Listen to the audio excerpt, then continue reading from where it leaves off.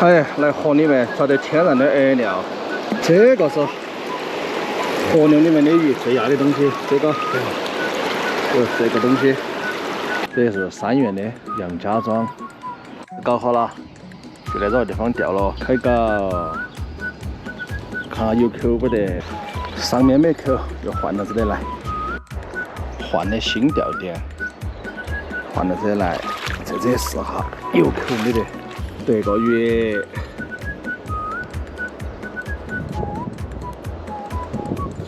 起来！